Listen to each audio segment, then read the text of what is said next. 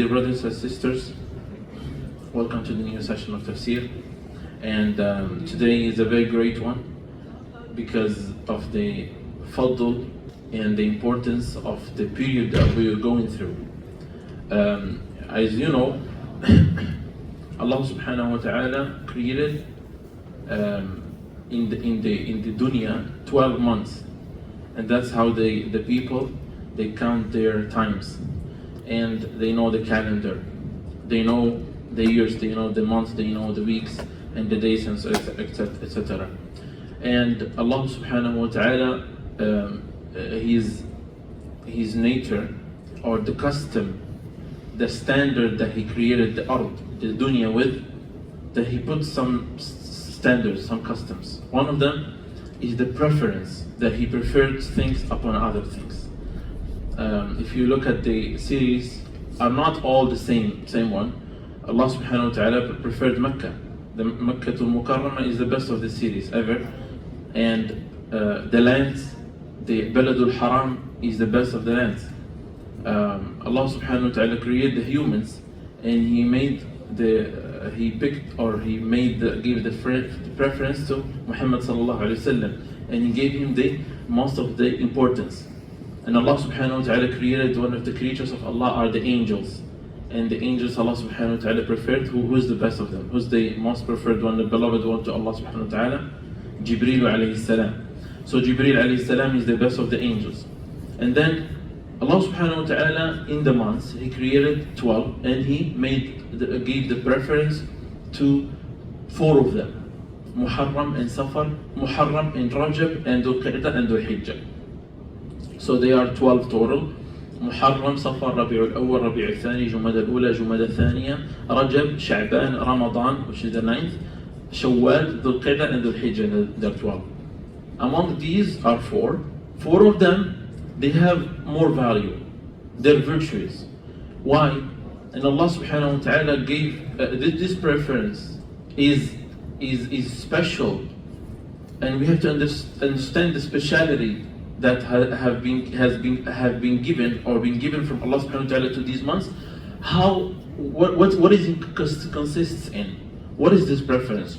Is it just because Muharram is the Muharram and done? Not. Muharram is valuable and virtuous for Allah because everything will change. So the counts of hasanat and sayyat, everything changes. In these months, the way that Allah subhanahu wa ta'ala deal with the believers is different. Why? If someone commits a hasana in the Shahr al-Haram, is different than committing it after or before, outside of the Shahr al-Haram, out of the Shahr al-Haram. If someone commits a sayyah, a sin, and the mistake in the Shahr al-Haram is worse than committing it before or after. That's why Allah subhanahu wa ta'ala, if you finish the ayah, إن عدة الشهور عند الله 12 شهرا في كتاب الله يوم خلق السماوات والأرض منها أربعة حرم, and then he said فلا تظلموا فيهن أنفسكم. What does that mean? Means don't oppress yourselves in these months. How the oppression? How can someone oppress himself? By committing sin, by overpassing or being transgressor on the hudud of Allah subhanahu wa ta'ala. Hududullah, the limits of Allah subhanahu wa ta'ala, right? Sheikh, he spoke about this, he made a long speech last time, and he spoke about hududullah. So these limits of Allah subhanahu wa ta'ala, if someone overpass them in the Shahr al-Haram, is going to be worse for him. Now, Allah subhanahu wa ta'ala in the last 2, he gave them, actually they are extra haram. Dhul Qa'dah and Dhul Hijjah, they are extra and double in the tahrim of them. Why? Because they are ashhur hurum, means no one is allowed to commit, or the sin is worse and the hasana is more valuable to Allah. Then they are ashhur al-Hajj. Plus on this, they are ashhur al-Hajj, means are the months of Hajj.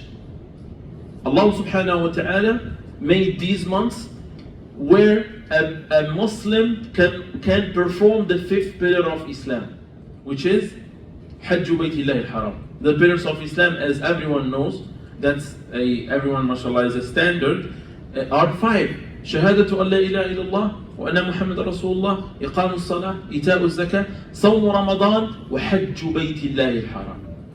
Okay, now a question arises here is someone, how about Hajj?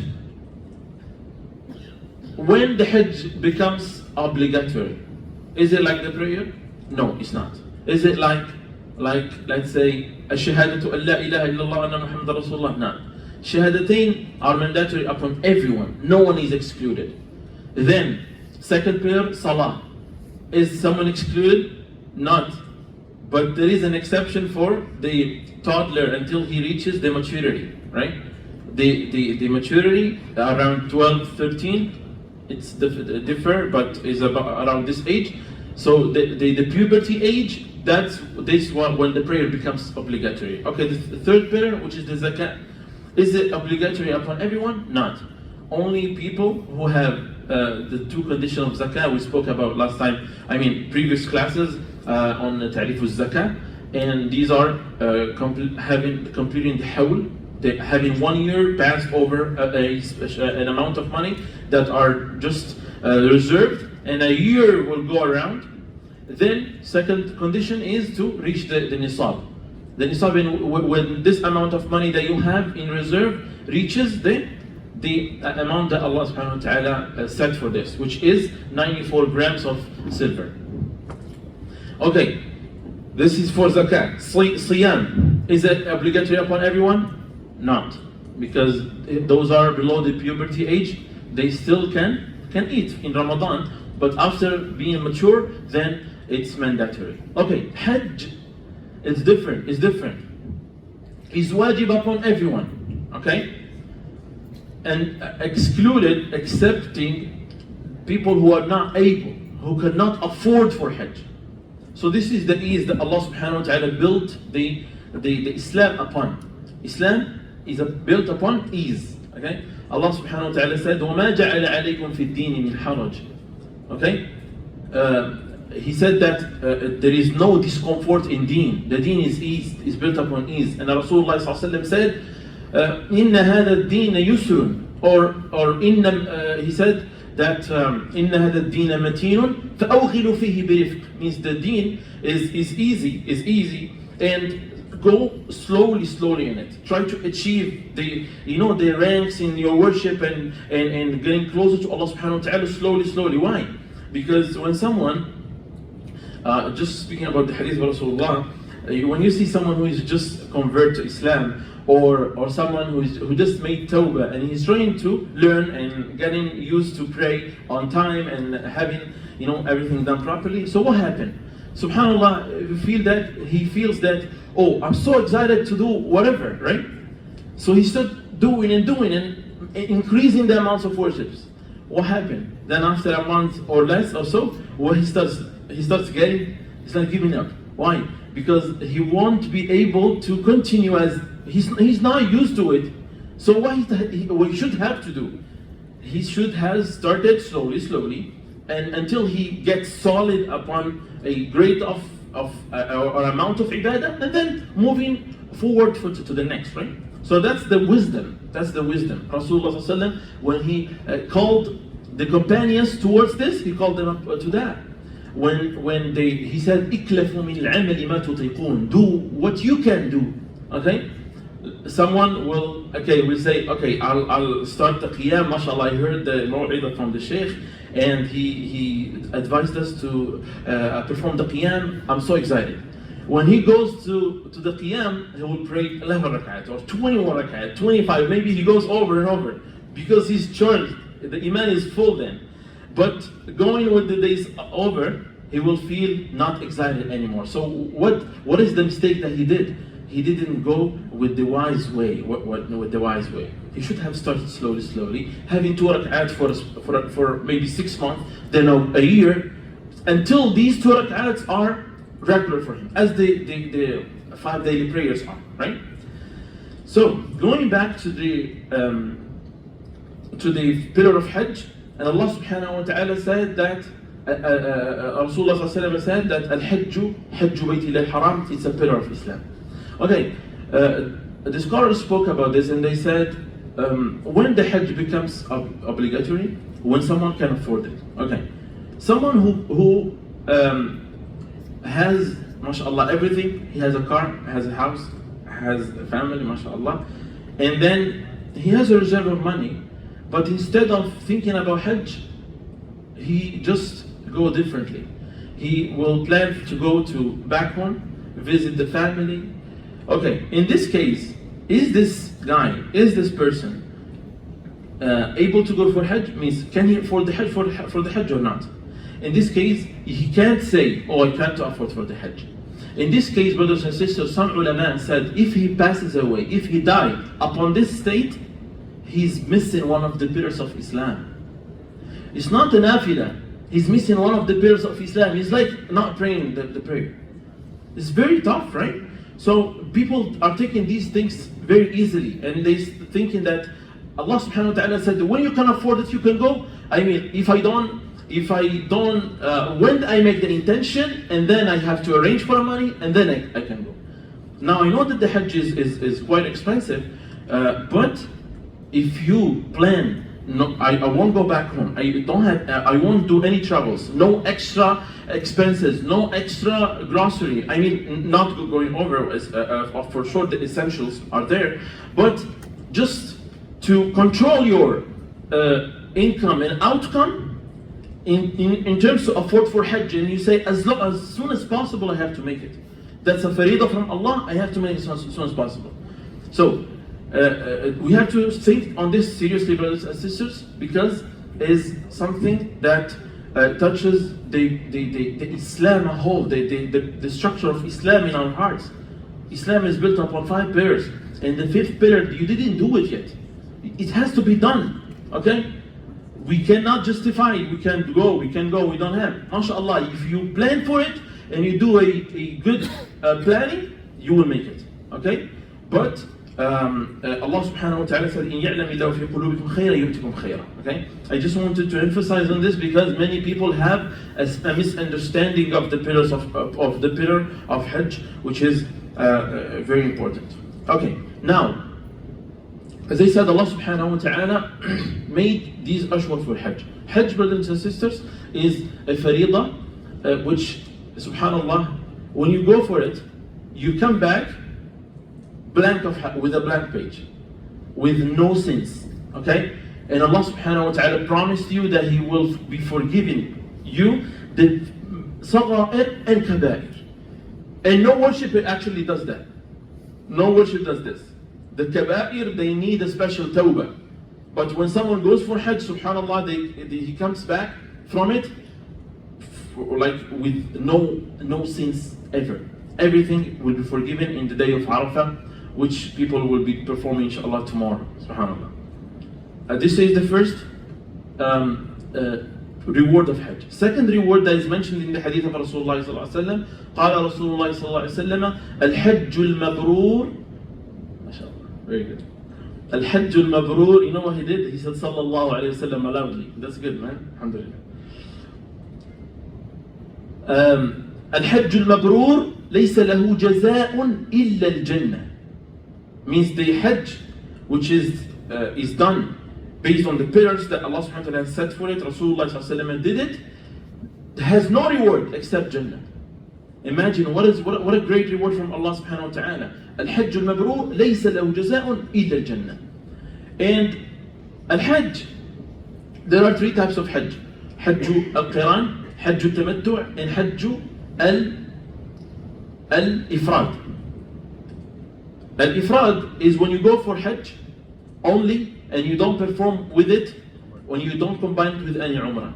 Okay? You go only for the nusuk of Hajj. When you wear the Ihram entering the boundaries of Mecca, that Rasulullah said for the Ihram, you enter with the niyyah of Hajj only. And you go straight to Mecca, you wait for the 8th of the Hijjah, and you go to Mina and you start your Hajj. Then there is Qiran. Al-Qiran is qarana, means when you combine between 2 things. And that's combining between Umrah and Hajj, both of them, in the same nusuk, okay? Without breaking in the middle. So it's, you go for Umrah, but there is something that someone can win doing these things. So, basically, the pillars of Hajj are: you go for ihram, okay? You wear your ihram, and you have to stand in the day of Arafah, in the field of Arafah, at least a portion of day or night, and then you shave, okay, shaving or trimming the hair, and then the hadi, okay, the hadi, which is the sheep that has to be slaughtered. You do it by yourself, which cannot be done right now actually, and they do it for you, so you pay for it, and it's done on your behalf. Then another one, which is sa'i, okay. Who's entering Mecca with the Umrah Qiran, he can actually anticipate some of the pairs of Hajj, which can be done previously. Do you know what I'm saying? So when he enters Mecca, basically, he already in Hajj, because he's going the Hajj on the type of Ifrad. He's doing the Hajj only. So basically in the Hajj he has to go for sa'i, has to slaughter the sheep, the shaving, and then standing of Arafah. For example, the sa'i between Safa and Marwa, that can be done before, and you do it because you're already in Hajj, so it can be done before. And subhanAllah, what is the benefit to do this? When everyone goes there and it's so crowded, you already done it. You don't have to redo it again, okay? So the sa'i of Hajj is already done for you, okay? That's because you're going with Ifrad, okay? There is the second, as I said, is to combine between Umrah and Hajj, and also you can do the same thing, anticipate some of the pairs of Hajj and do them before. Last pillar, which everyone is doing mostly, because these two are not that popular. The Ifrad, maybe like local people, they do this. Otherwise, people who actually travels from overseas, when they reach Mecca, they have to go Medina, they have to go Mecca, so it's not reliable to do this. So what they do, they go for Tamattu, which is the easy one, and with the one that Rasulullah ﷺ advised his companions to do. Rasulullah ﷺ advised the companions to do the Tamattu. What's the Tamattu is when you go to Hajj, but you enter Mecca with a Umrah, regular Umrah, okay? The pillars of Umrah, brothers and sisters, are four pillars, which is having the ihram, wearing the ihram, then making the tawaf, okay, a sa'i, and halq, and you shave, okay, shaving. So these are 4 pillars of Umrah. If you do them, the Umrah is accepted. Then when you do this, then you can take off your ihram and you enjoy your stay in Mecca until the 8th of the Hijjah, and then you go to Mina. See? So this is, and subhanAllah, Rasulullah ﷺ, he didn't do the tamattu', but he did what? Ifrad, okay? And he ordered the companions, when they reached Mecca and they did the Umrah, he told them, tahallal, means take out the ihram. You're done with your Umrah, so this is tamattu', enjoy your stay in Mecca, then you can wear the ihram again for Hajj and have the intention of Hajj the day of the Hijjah, the 8th of the Hijjah. Okay, so basically, when someone goes for Umrah and he's done the Umrah, as I said, he will enjoy the stay until the 8th of the Hijjah, which was today. For them, was today. Okay, I'll speak about the moon sighting things, inshallah, and I'll try to highlight some very important points on that, inshallah, as well. So, 8th of the Hijjah is today, right? For them. Now, today, they had to go to Mina. They went to Mina today. They went to Mina morning, they prayed Asr, they prayed Fajr at Mecca. I mean, in Baytul al-Haram, okay? And then when they come back, at sunrise, they have to wear the ihram and make Labbaik Allahumma Hajj, and they start. They don't have to come from any boundaries because they are already within it. So they just have to wear the ihram, make the intention, and go exit to Mina. When they go to Mina, brothers and sisters, they pray Dhuhr and Asr, Jam' Taqdeem, okay?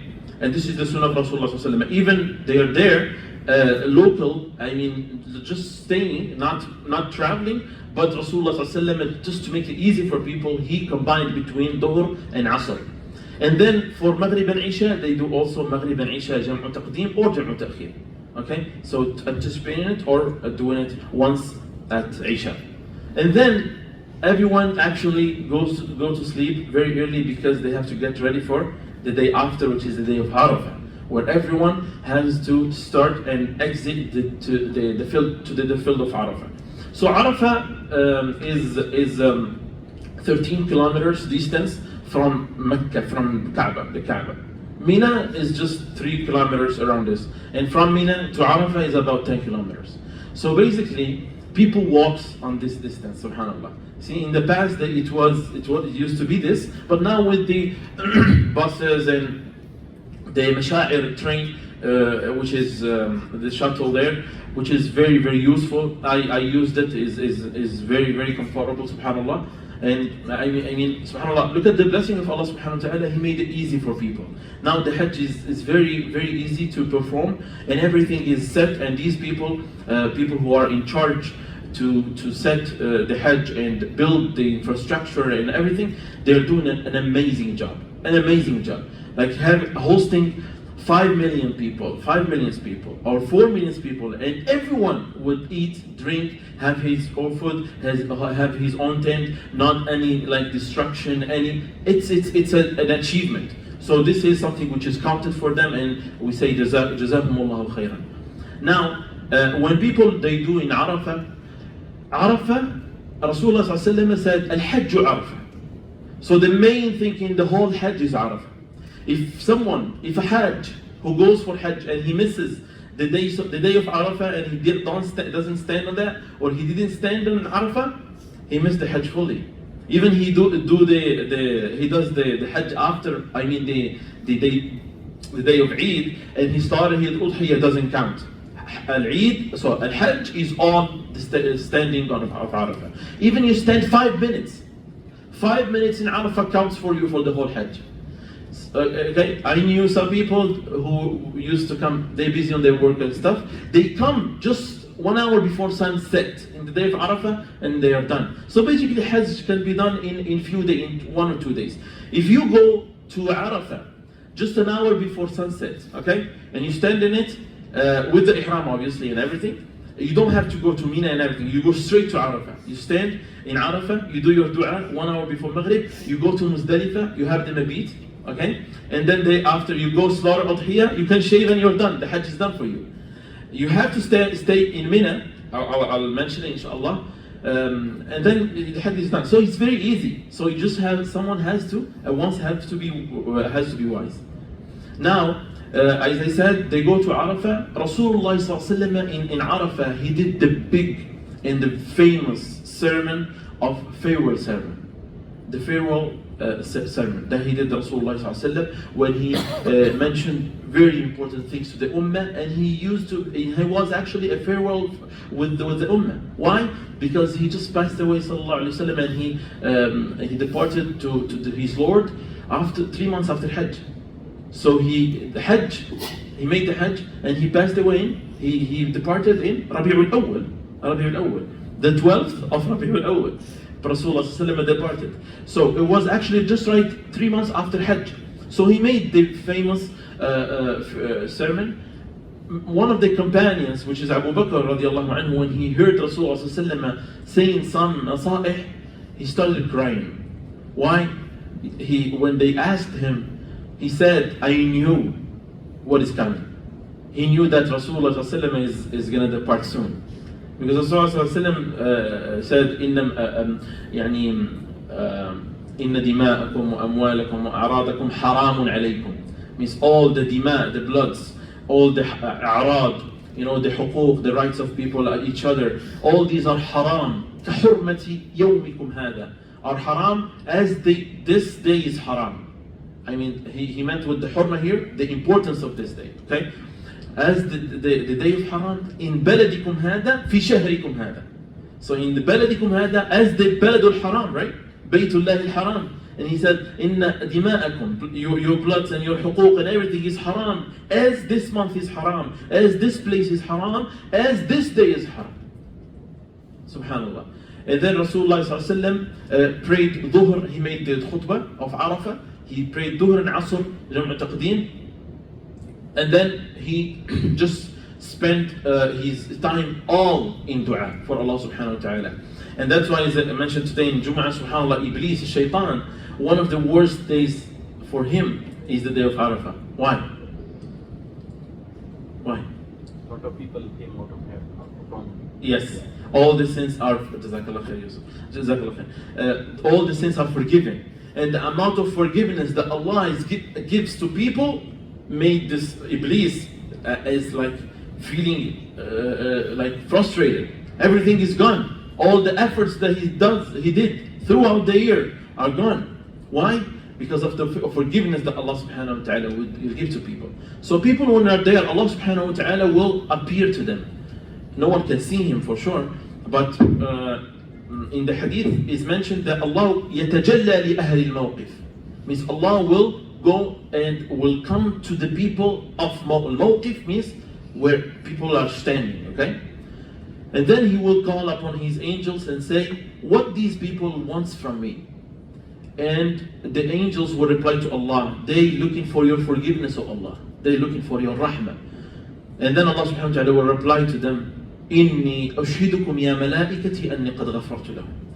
Ya malaika, or my angels, I witness you that I forgive all of them. Subhanallah. And Allah subhanahu wa ta'ala, look, He never forgets people who are not in the Hajj, in the field of Hajj.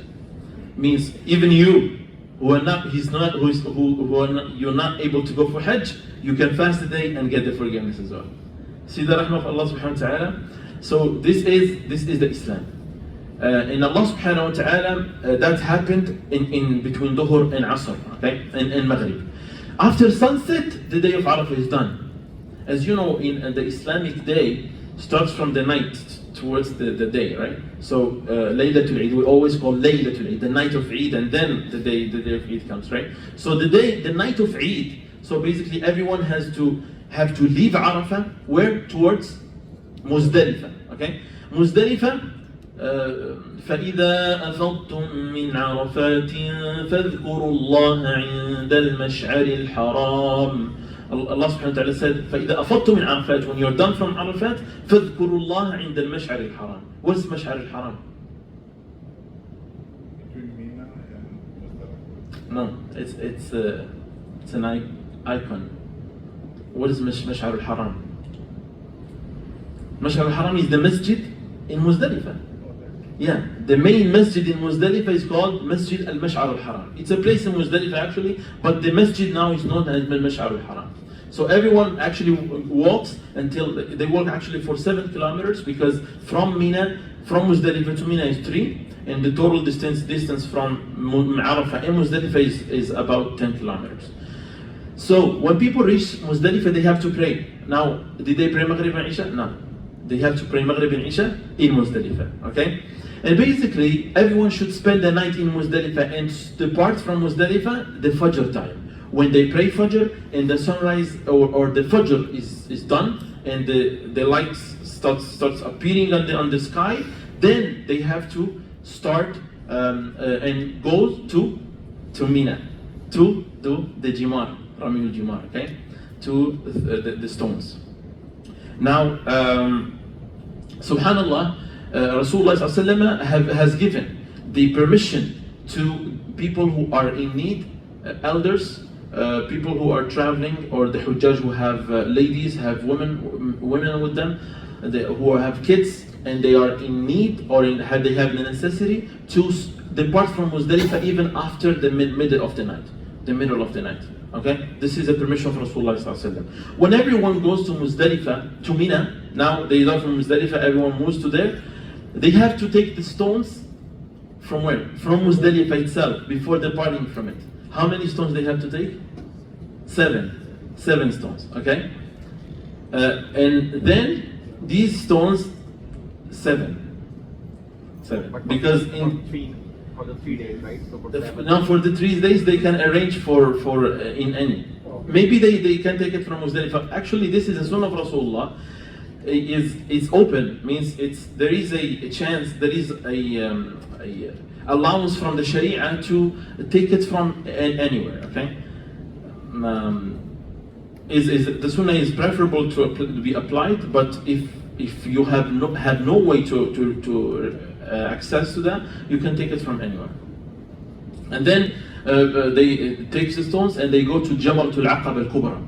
The Jamrat are 3 places where the shaitan appeared to Ibrahim alayhi salam, and he threw him with 7 stones. Okay, so that becomes the sunnah of the ummah of Muhammad sallallahu alaihi wasallam. So we just following the sunnah of Ibrahim. Okay, so the day of Eid we have to throw only the 7 stones for the Jamra, the major Aqaba, the major Jamra is the big one, and everything is set. Actually, when you go there, everything is signed and everything. So when you do the Jamratul Aqaba, you go to Baytullah al-Haram again, to Mecca, to do 3 things: to go for Tawaf, Sa'i, and Halq. Okay, and these are the actions, or the actions of the deeds of Yawm al-Eid. Okay, so the tasks of Yawm al-Eid are 4.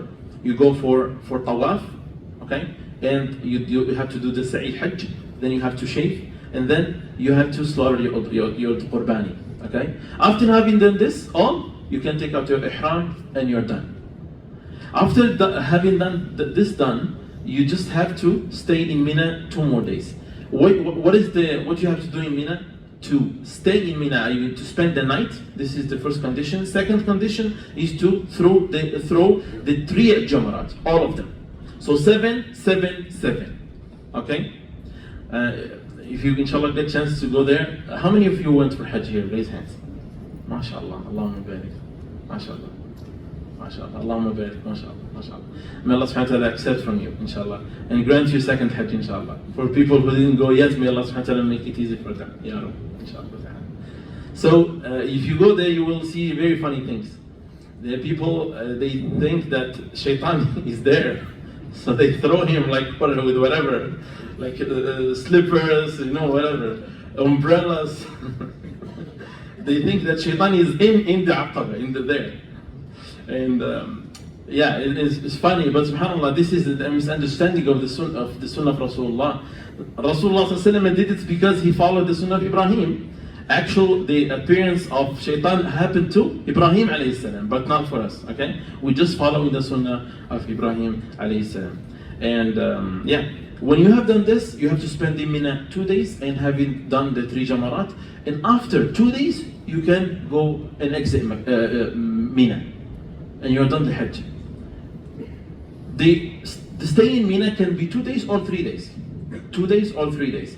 2 days, the man ta'ajjal, and both of them are okay. Allah subhanahu wa ta'ala said, من تأخر من تعجل في يومين فلا إثم عليه ومن تأخر فلا إثم عليه لمن اتقى. Means both of them are okay. You're fine to pick whatever is comfortable for you. But if you stay, for sure you're getting more ajr. But the Hajj is already done.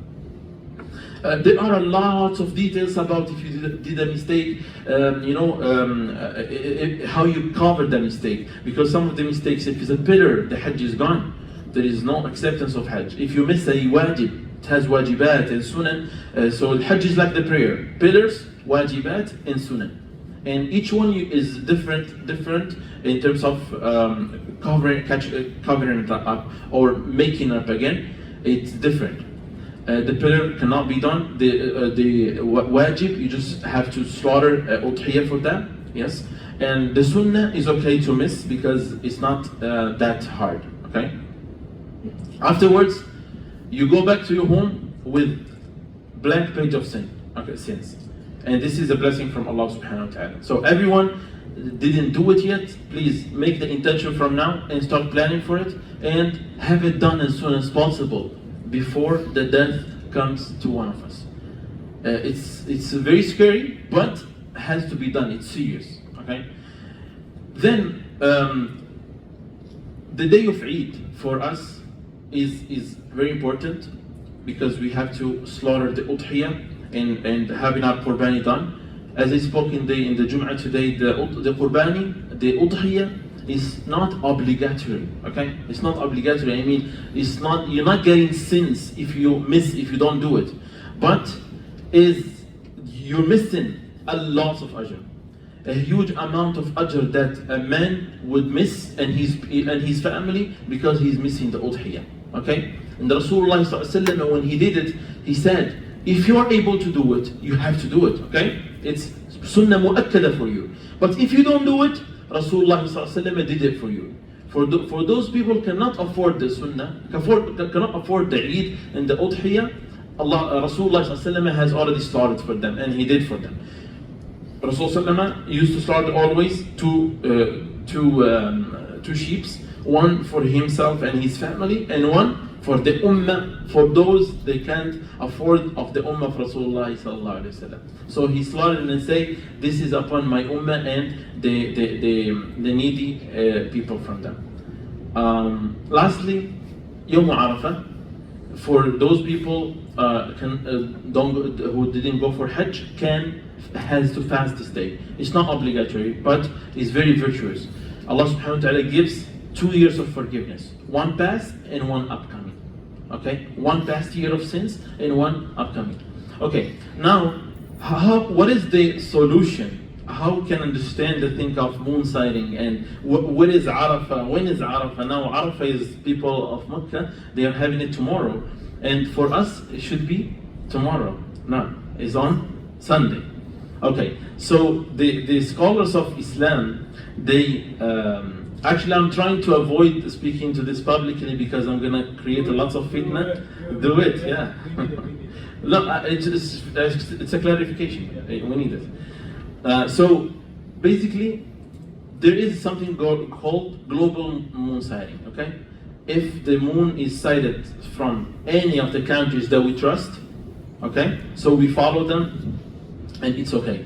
And you can do it, even in this masjid, out of this masjid, wherever you are in the world. If you follow the madhab of global moon sighting, you follow it, and you can, for you actually, Arafah will be tomorrow, right?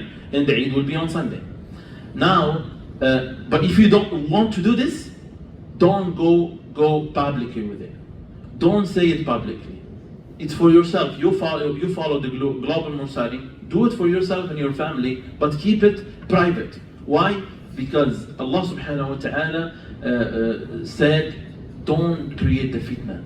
وَالْفِتْنَةُ أَشَدُّ مِنَ الْقَتْلِ. Okay? The fitna is worse than killing people. When you put them in disturbance and you put them in confusion, that's worse than killing them. Allah subhanahu wa ta'ala said in the Quran, because Allah knows the guilt of the fitna, what it's so hard, so serious. That's why if you want to follow the global moon sighting, do it. It's up to you. And you're correct. If you fast Arafah tomorrow, it's correct. It's not an issue. It's not an issue. It's Arafah is tomorrow for you. But Rasulullah sallallahu alaihi wasallam said, "Sumu li ru'yatihi wa aftiru li ru'yatihi." So fast for Ramadan. Fast when you see the moon, and you break it when you see it. And he said, فَإِنْ غُمَّ عَلَيْكُمْ فَأَتِمُّ عِدَّةَ الثَّلَاثِينَ. If it's cloudy, if it's uncovered, you just finish 30 days and you start the new month or the coming month after the 30 days, right? In this case, if we trust the organization or the association or the committee of moon sighting that we have locally here, if we trust it, we follow it, okay? We follow them and we don't argue. If we trust them, yes. So follow them, and for us, Arafah will be on Sunday and Eid is Monday. So basically Arafah, based on many aqwal of scholars, is not based on when people stand in the field of Arafah. It's related to the 9th of the Hijjah. Okay? So as long as it's related to the 9th of the Hijjah, so we fast on Sunday, okay? And we have Eid on Monday, and that's it, right? But never force anyone to follow your opinion, because both of them, as many scholars have confirmed, that both of them are okay. You do whatever you're comfortable with, but I mean, my opinion is follow what is local. Why? Because Rasulullah sallallahu alaihi wasallam said, "Sumu li ru'yatihi," means he called upon. He's actually referring his speech to the group of people, and that's based on the countries. Ibn Abbas rahimahullah, Ibn Abbas, the companion of Rasulullah sallallahu alaihi wasallam, said that Ahlul Medina, they can do their fasting. Ahlul Mecca, they can do their fasting. So you try your best to see the moon. If you didn't see it, just continue 30 days and you start the month afterwards. See? So it's not complicated. It's not a complicated issue. It's very easy. Allah subhanahu wa ta'ala made it easy. Rasulullah made it easy. We put the hardships on ourselves. We just make it hard. Okay? So inshallah ta'ala, You don't have to worry. If you follow the global moon sighting, do it by yourself, do it in your home, don't promote it, and you fast whatever you want to fast. Don't fast after 3 days and then holidays, just avoid it. But as long as you are fasting, inshallah, Monday, Sunday or Saturday, you're good, inshallah. Any questions before concluding, inshallah? Yeah. The takbir, as I said, there are two types of takbir. One is the general takbir, which is happening, it has to happen be performed from the beginning, the first of the Hijjah until the 13th of the Hijjah. Okay, that's the general takbir, which is just saying Allahu Akbar, La ilaha illallah all over the times. Okay, like day, night, suhoor, tahajjud, before prayers, after prayers, it's open. And then there is a connected takbir to the prayers, which has to be performed in the Ayyam al-Tashriq. Ayyam al-Tashriq, it starts actually from the Fajr of Salatul Eid, of the day of Eid, until the last day of Ayyam al-Tashriq, which is the 13th of the Hijjah. Okay? Up to the 13th of the Hijjah. And this is to say Allahu Akbar, Allahu Akbar, Allahu Akbar, La ilaha illallah, Allahu Akbar, Allahu Akbar, wa lillahi alhamd, or you can say Allahu Akbar, Allahu Akbar, Allahu Akbar, La ilaha illallah, Allahu Akbar, Allahu Akbar, Allahu Akbar 3 times, and then wa lillahi alhamd. The Imam does it, and everyone can do it after him, or in the meantime, which actually we do here every year, alhamdulillah. So these are the types of takbir, brother. Yeah. So the second one starts the day of Eid. The day of Eid, yeah. Yes. So I have a question about the concept. Yes. So I'm trying to understand what the difference is between if we're following, for example, a committee here versus following a committee in Saudi. We still, us personally, didn't see the moon. So what would be the reason why it would be better to follow a local study if we didn't see the moon ourselves either way? No, because if I ask you to go and see the moon, you can't do it. Yeah. Because the moon, actually, we can use the technology in to observe the moon, okay, but not the calculation. Forget about the calculation. We're speaking about moon sighting, okay? So in this, we can use the technology and telescopes and all the ways that can make it easy to be sighted. You can use them, okay? Are you able to do this? If you're able, you do your sighting, okay? But because we're not able to do it, not every single one individual of the community can do this, so we just rely on them, these people who are professional and they are in charge of this, and they actually been in this like long years ago, from long time. So we trust them and we just follow them, okay? So basically every single part of the world can do their sighting, okay? If you, for example, you are in a place, in a city where there is no masjid, no one is there, no one can do it for you, you just follow the global moon sighting. Because if you want to do it by yourself, it's not that easy. You cannot just go outside and like look up and then that's it. You cannot do this. You should do it professionally, as it has to be sighted. Yeah, when it's safe, when it's shine, and when the vision is clear. I see. So it has lots of conditions to be applied. So basically, yes, you have to do your own. Because you can't do it, we rely on a committee. If not, just follow the global moon sighting. Yeah. Anyways, if you follow the global moon sighting, you're never mistaken. It's always right. Okay, but the question here is the fitna. If the masjid hall management and all, like as a community, we decide to go through the global moon sighting, the first country, Islamic country, will see and they will announce about the moon sighting, we follow, that's much easier. But because here in Canada, in North America, we have our own, and many communities are doing this, so we do our own. Okay, one last thing. Yes. And if we start I know for Ramadan, it would be different, but for the Hijjah, let's say we started with one like we came into the picture, we were gonna follow one opinion, and then we changed our plan. And so like tomorrow, is it better for us to just stick with what we started with, or change our mind? You know what I mean? Yeah, I know what you mean. So basically, if you want to change your mind, you can change it. Yeah. So you could fast You tomorrow or you can fast, but don't do a mistake.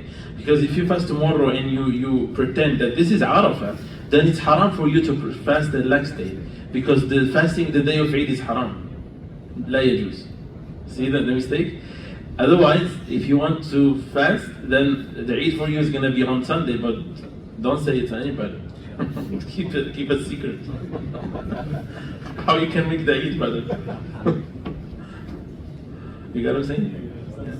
Oh yeah. Any questions? MashaAllah. Okay. So inshallah we conclude.